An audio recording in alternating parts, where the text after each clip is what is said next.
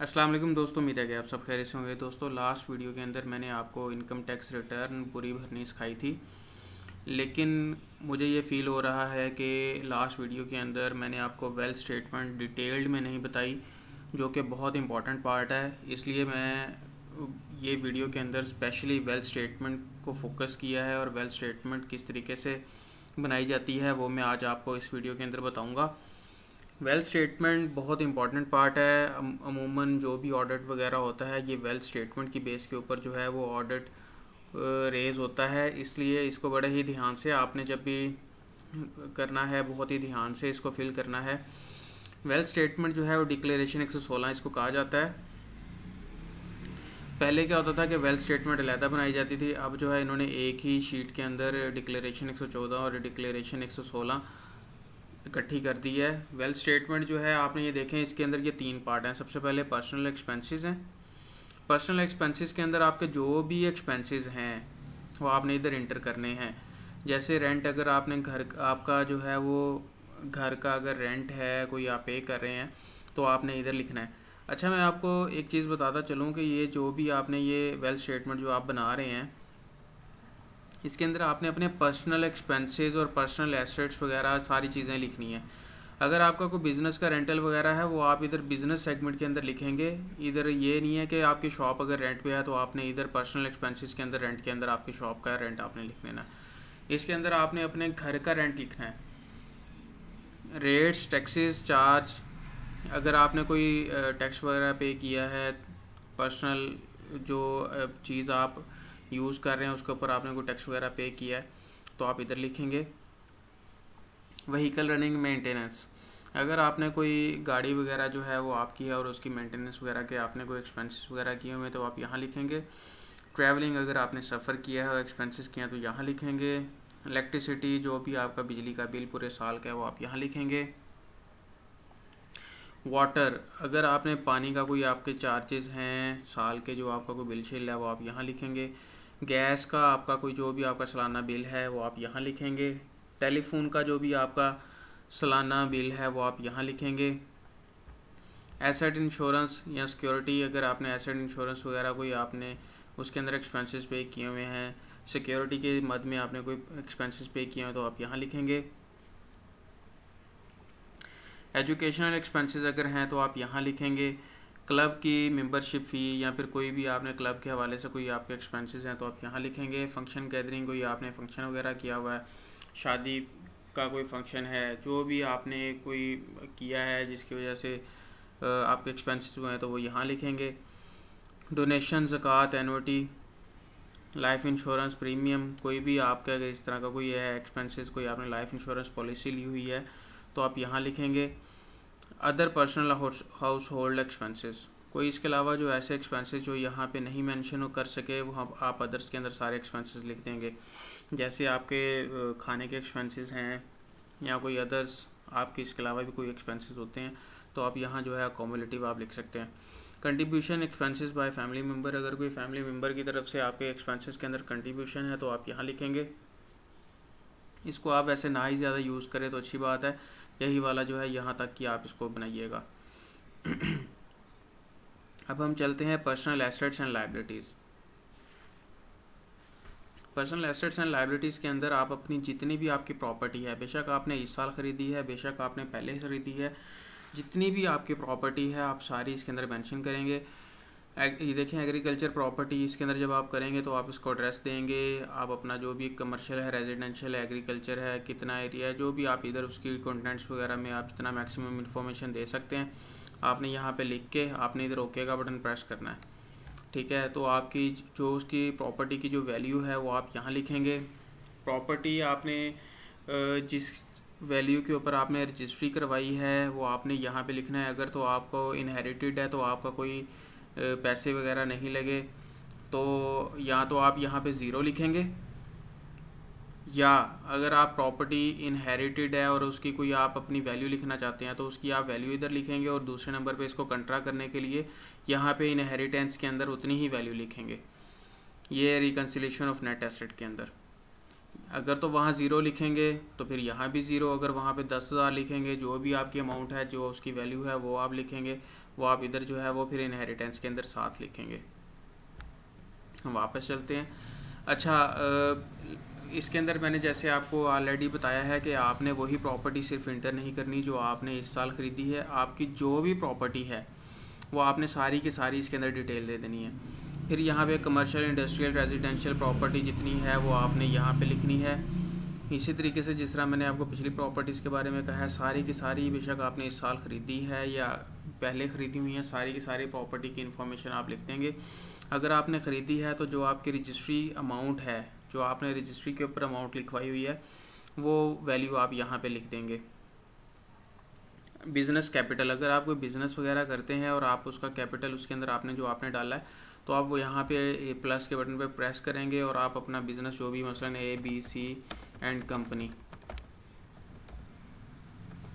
इधर लिख के जो भी आपका कैपिटल आपने इन्वेस्ट किया है वो आप इधर मतलब 10 लाख रुपए आपने इन्वेस्ट किया है तो इधर 10 लाख रुपए लिख देंगे। लेकिन मैं आप लोगों को एक चीज़ बताता चलूँ कि यहाँ पे जो आपने कैपिटल लिखा है वो आप जब इधर से बिज़नेस के इधर से आप उसकी business assets and equity and liabilities बना रहे हैं तो यहाँ पे भी आपका कैपिटल जो है वो मैच होना चाहिए। अगर यहाँ पे मैच नहीं होगा तो आपको ऑडिट रेज हो जाएगा। तो इसलिए जो है यहाँ पे भी कैपिटल आपका 10 लाख रुपए लिखना है आपने लाजमी, ठीक है। तो ये जो है वो मैं वैसे अगली वीडियो एक मैं बनाऊंगा जिसके अंदर ऐसे मिस्टेक्स जो आपने अपने इनकम टैक्स रिटर्न के अंदर फिल करते हुए कभी नहीं करनी, मैं अपनी एक वीडियो बनाऊंगा जिसके अंदर जो है वो आपको मुकम्मल रहनुमाई हासिल होगी और आप इस तरीके से कोई भी काम नहीं करेंगे जिसकी वजह से आपको कल को परेशानी का सामना करना पड़े।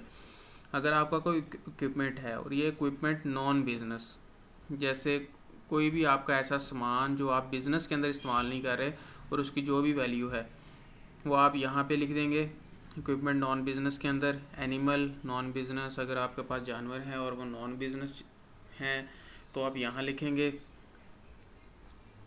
इन्वेस्टमेंट, ये देखें account, annuity, bond, certificate, debenture, deposit fund, ये सारे ही आप इधर से जितना कुछ मसलन आपका अकाउंट हैं, जितने भी बैंक अकाउंट्स हैं वो आप इधर जो है वो इधर प्लस के बटन पे प्रेस करेंगे और जो है इसके अंदर जो है डिटेल वगैरह उसकी देंगे। जैसे इधर मैं आपको दिखाता हूँ कि इधर जो भी IBN नंबर लिखेंगे, इधर अकाउंट लिखेंगे, बॉन्ड, सर्टिफिकेट, जो भी आपके पास अगर प्राइस बॉन्ड्स हैं तो प्राइस बॉन्ड्स वगैरह के सीरियल नंबर वगैरह या जो भी आप उसको जो है चीज़ें लिख सकते हैं।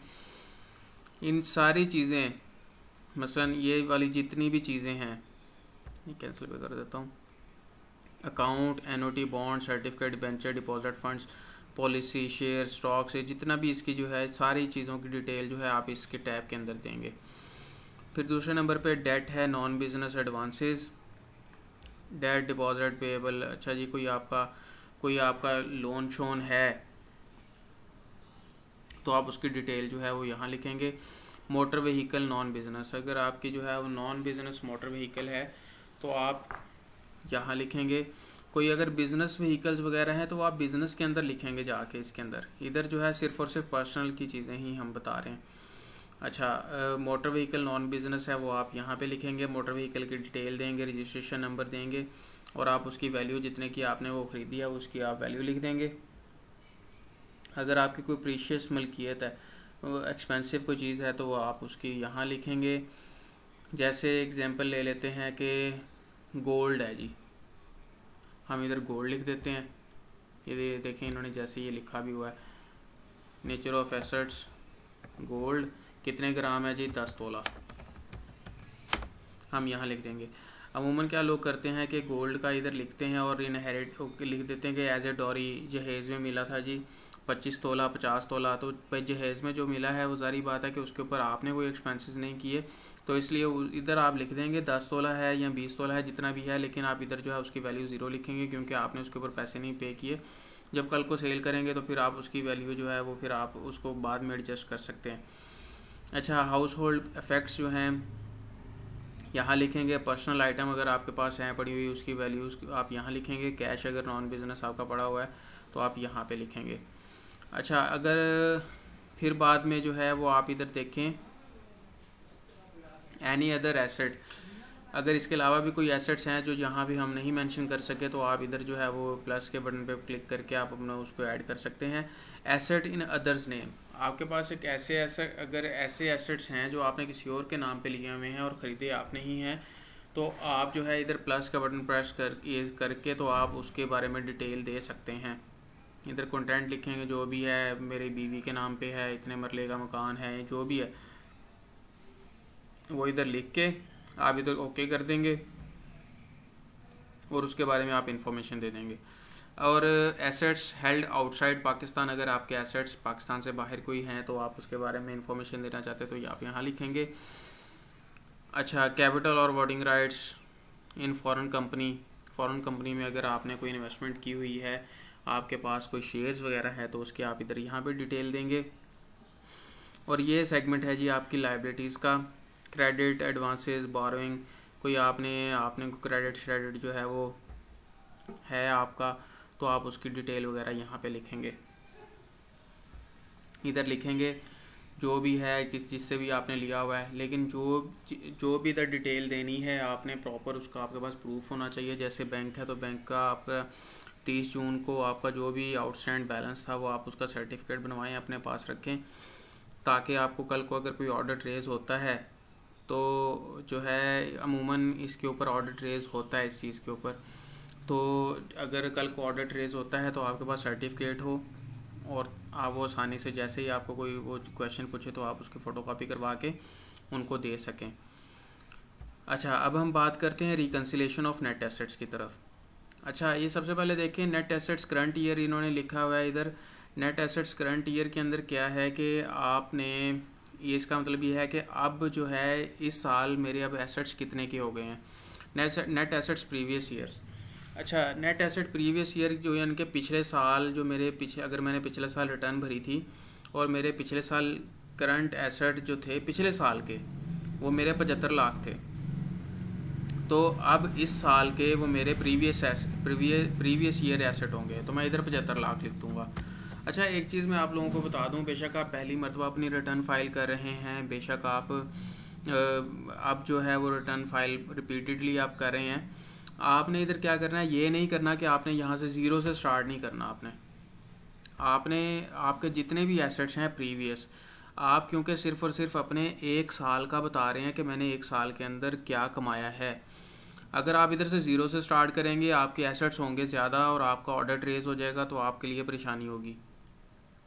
आपके प्रीवियस एसेट्स अगर आपको लगता है कि मेरे 75 लाख के हैं तो 75 लाख लिखेंगे, अगर 1 करोड़ के हैं तो आप 1 करोड़ पे इधर लिख देंगे, तो वो आपका जो है वो ज़्यादा से ज़्यादा FBR ये कहेगा कि पिछले साल की भी रिटर्न भर दें, ताकि उनको पता चले पिछले साल के वो भी आपने एक साल के अंदर जितना कमाया होगा, जो भी आपका किया होगा वो आपने बताना है। इसी तरीके से प्रीवियस एसेट्स और पीछे ले जाएगा।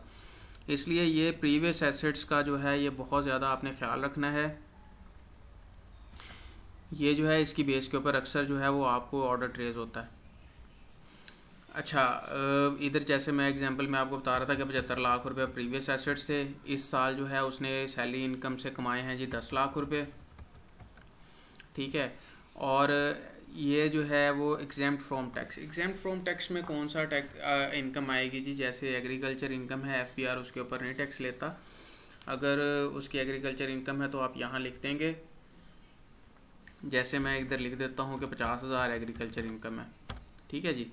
अच्छा, यहाँ पे अब कौन सा आएगा, फाइनल एंड फिक्स टैक्स के अंदर। फाइनल एंड फिक्स टैक्स के अंदर ऐसे तमाम टैक्स जो है ना इनकम आएगी जो इसके अंदर जो है आपको इधर मैं बता देता हूँ। ये देखें, इधर हम जाते हैं final, fixed and minimum average.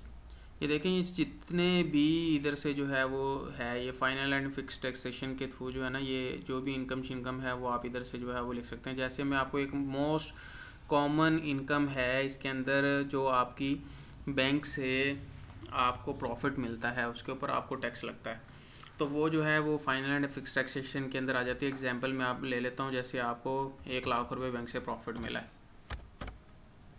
अच्छा, तो फिर बाद में आ गया जी adjustment in income declared in as per return for the year. अच्छा, फॉरेन रेमिटेंस आ गया। फॉरेन रेमिटेंस मतलब अगर आपके बाहर से कोई पैसे आए हुए हैं तो आप इधर लिखेंगे, मसलन आपके बाहर से आपके भाई ने आपको भेजे हैं जी पैसे 3 लाख रुपए, आप इधर 3 लाख रुपए लिख देंगे।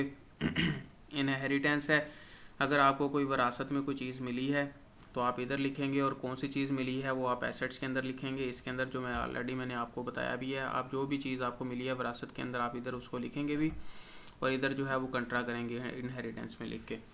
गिफ्ट के अंदर जो है आपकी जो भी आपको गिफ्ट मिला है, लेकिन ऐसे ही गिफ्ट में जो है ना आपने नहीं लिख देना कि अब मुझे जी मेरे भाई ने या मेरे वाले साहब ने मुझे ये गाड़ी गिफ्ट दी है।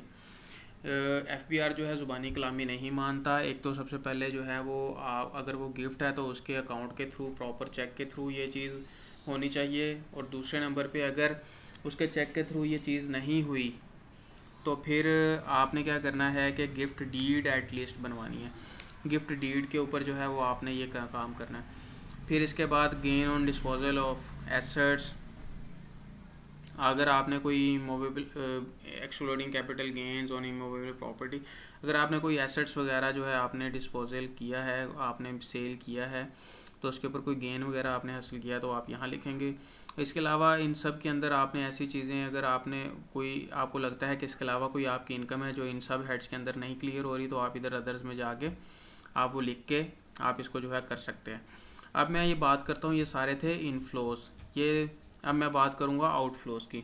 आउटफ्लोज के अंदर जो है आपके जितने भी एक्सपेंसेस हैं वो आप लिखेंगे। पर्सनल एक्सपेंसेस के अंदर आप अपने गिफ्ट के अंदर जो है वो, अगर आपने गिफ्ट दिया है, जैसे ऊपर गिफ्ट था, गिफ्ट आया है, इधर है गिफ्ट अगर आपने दिया है, तो फिर आप जो है इधर आउटफ्लो के अंदर लिखेंगे। अदर्स के अंदर अगर आपका कोई है इसके अलावा आउटफ्लो तो आप यहाँ लिखेंगे। अगर आपको लॉस हुआ है कोई एसेट को सेल करने में तो आप यहाँ लिखेंगे। अच्छा, आप जब इसको क्लियर करेंगे तो अब देखें, अभी मैं इधर कैलकुलेट का बटन दबाता हूँ तो अब देखें ये कह रहा है कि अभी ये जो है तकरीबन 9 मिलियन के करीब जो है वो कह रहा है कि अनरिकनसाइल्ड अमाउंट है।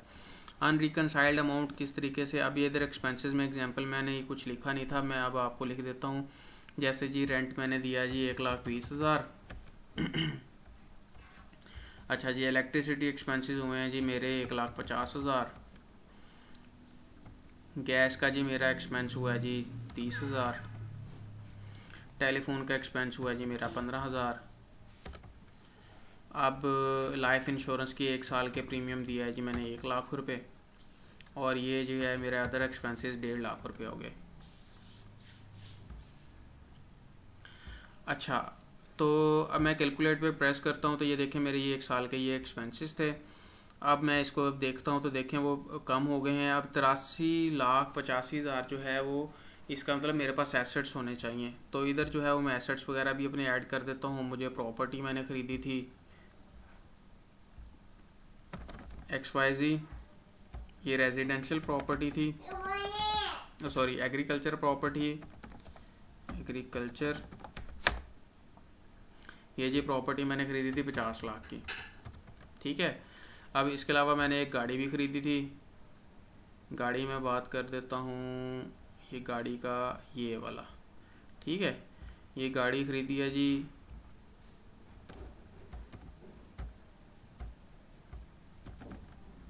ABC एंड, ये वैसे क्योंकि आपको समझाने के लिए कह रहा हूँ जी।